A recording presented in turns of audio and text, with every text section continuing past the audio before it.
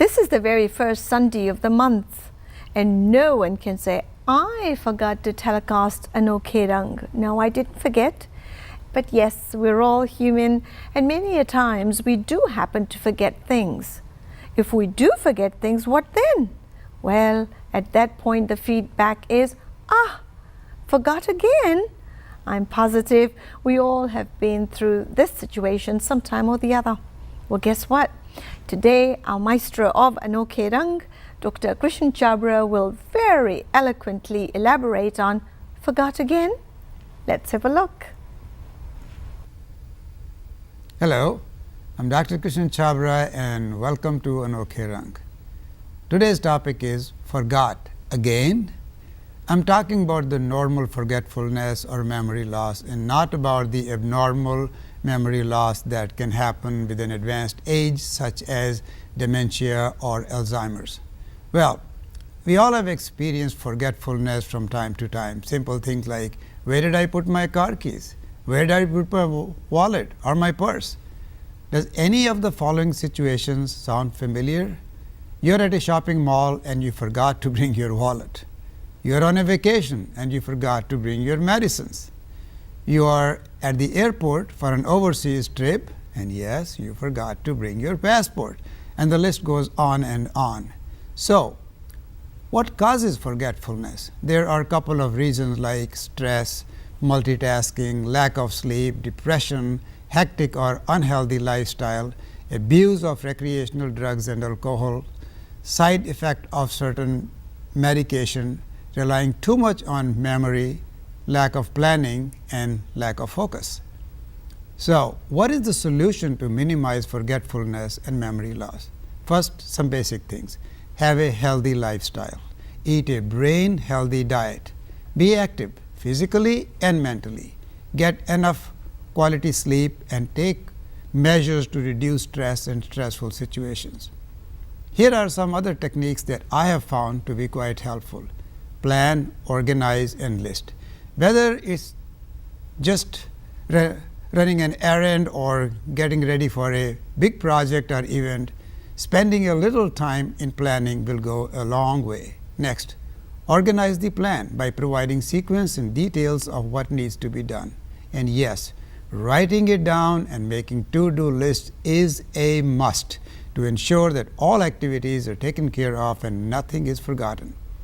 The good news is that the technology is a big help in planning and organizing our activities. Your smartphone with a built-in camera, GPS, and all kinds of apps is truly a blessing.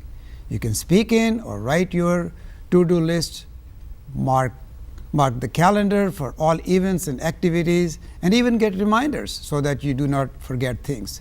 Some people carry a small notebook and write in their to-do list. I like to keep a small piece of paper and a pen on my bedside just in case I need to jot down something to be done that comes to mind in the middle of the night.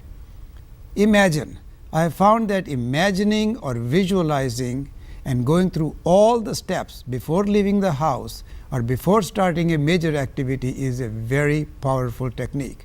Say I'm going to a doctor's office. I would mentally walk through each step and ask if I have everything that I need. I imagine that I just arrived at the doctor's office and I'm at the front desk. Do I have the insurance card, identification card, credit card to make the payment, any referral for the visit? Next, I imagine being seen by the doctor. Do I have a list of questions to ask the doctor, any prescriptions to be filled? Then I make sure that I have everything that I need before I leave my house. I think you get the picture. This technique can also be helpful in finding something you may have misplaced. Just imagine retracing your steps one by one as to where you have been since the time you think you had the item. Focus and live in the present.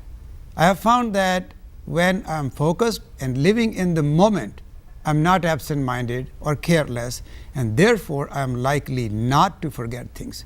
For example, earlier sometimes after leaving the house, I would wonder if the stove was turned off.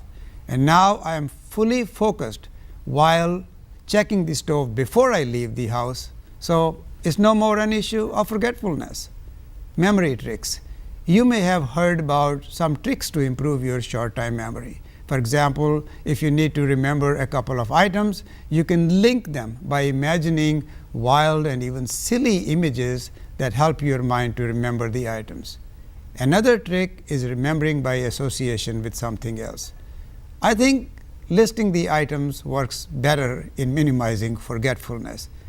Another technique is called trigger to jog your memory. For example, some people tie a little string around their finger to remind them of something they need to do. You may have heard the story of a forgetful man whose wife asked him to go and mail a letter.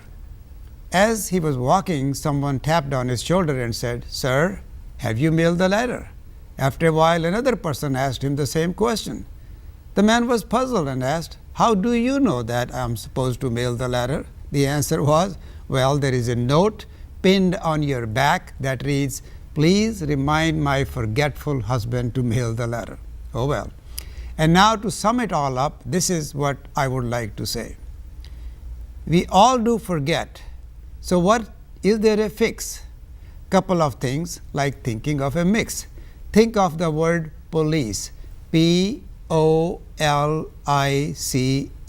Each letter has a meaningful word, as you will see. P for plan, be it big or small.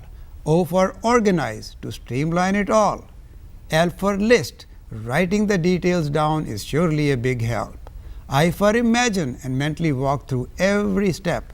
C and E for current existence, living in the present. Don't be absent-minded, stay focused on your current event.